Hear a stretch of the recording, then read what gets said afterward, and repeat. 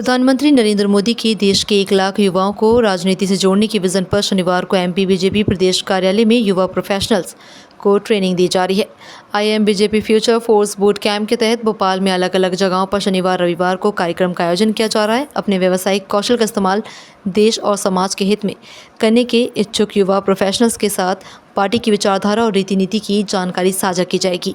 BJP प्रदेश कार्यालय में आयोजित कार्यक्रम में मुख्यमंत्री डॉक्टर मोहन यादव के साथ ही बीजेपी प्रदेश अध्यक्ष वीडी शर्मा और प्रदेश संगठन महामंत्री हितानंद शर्मा ने भी युवाओं को संबोधित किया। सीएम ने पूछा, देश कब आज़ाद हुआ?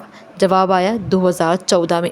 मुख्यमंत्री डॉक्टर मोहन यादव ने अपना संबोधन शुरू करने से पहले युवा प्रोफेशनल की टीम में शामिल हुए कुछ सदस्यों से सीधी बात की। उन्होंने उनके लक्ष्यों के बारे में जाना। इस दौरान मुख्यमंत्री ने एक सवाल किया कि देश आज़ाद कब हुआ। इस पर कई लोगों ने जवाब दिया कि साल 2014 में देश आज़ाद हुआ। मुख्यमंत्री ने देश की गुलामी के कारण और उसके बाद मिली आज़ादी का जिक्र करते हुए कहा कि जब तक हम इसे नहीं जानेंगे तब तक इसका मतलब नहीं समझेंगे। मुख्यमंत्री ने कहा कि सत्ता की ताकत सुनीतियों के बल पर होती है। इन नीतियों के आधार पर ही जनता सहयोग करती है। अमेरिका में राष्ट्रपति की हत्या भी हुई, लेकिन अमेरिका की अपनी नीतियों की वजह से वह दुनिया का सबसे शक्तिशाली देश है। सीएम ने आगे कहा कि भारतीय जनता पार्टी जनता की पार्टी है, इसलिए वह जनता की लड़ाई लड़ती है। जिस देश ने 1000 साल की गुलामी सही, उस देश के पहले प्रधानमंत्री जवाहरलाल नेहरू ने वोट के लिए देश के नैतिक मूल्यों को किनारे रखते रहे। वहीं देश के पहले प्रधानमंत्री नरेंद्र मोदी हैं, जो राम मंदिर के शिलान्यास में बैठे और लोकार्पण में भी मौजूद रहे। भारतीय जनता पार्टी के खास करके विविध प्रकार के प्रोफेशनल वाले अपने परिवार के बढ़ने के मित्रों के साथ में यहाँ मिला था, जिसको यशस्वी प्रधानमंत्री के उस आह्वान से जोड़ा गया।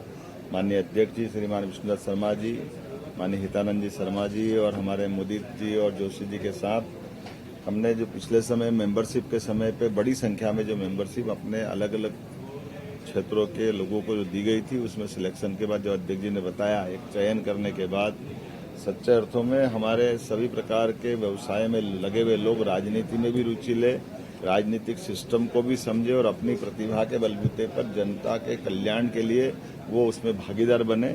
इसलिए भारतीय जनता पार्टी ने माननीय प्रधानमंत्री जी के आह्वान पर वो 1 लाख लोगों को राजनीतिक क्षेत्र से जोड़ना चाहते, जिनका कोई पारिवारिक बैकग्राउंड नहीं है, लेकिन ऐसे अच्छे लोग जुड़े। ये बड़ा निर्णय है और इस सिलसिले में हमने विस्तार से कुछ बातें भी कही है सरकार के साथ जुड़ने की, सरकार की व्यवस्थाओं की।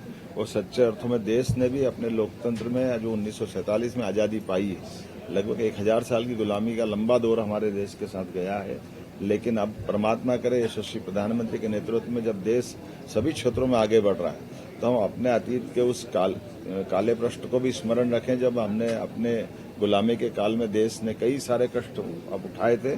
और जब आज़ाद हो गए यशस्वी प्रधानमंत्री के नेतृत्व में, तो गरीब आदमी भी बड़े से बड़े पद पे पहुंच सकता है, जनतंत्र में भागीदार बन सकता है, जनता के लिए काम कर सकता है। तो जनता राजनीतिक क्षेत्र के माध्यम से भी सेवाओं के काम कर सकती है। इस बड़े अभियान के लिए मैं यशस्वी हमारे अध्यक्ष जी को बधाई देना चाहूंगा।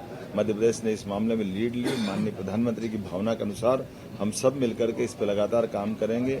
हमारी सरकार ने भी बजट के समय तय किया है कि इस प्रकार के डॉक्टर, वकील, इंजीनियर, ऐसे सारे प्रोफेशनल जिला स्थानों पर, जिला और विधानसभा स्तर पर उनके नाम निकाल करके उनको अपने राज्य की विकास परक योजनाओं में भागीदार बनाते हुए उनके सुझावों पर भी अमल करेंगे।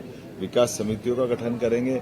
लेकिन आए तो ये प्रोफेशनल यहाँ हमारे पार्टी कार्यालय में आए और ये जाकर विधानसभा देखे, लोकसभा देखे, तो ये बहुत अच्छी शुरुआत है मेरी अपनी ओर से माननीय अध्यक्ष जी को और बाकी सारे मित्रों को बताएं।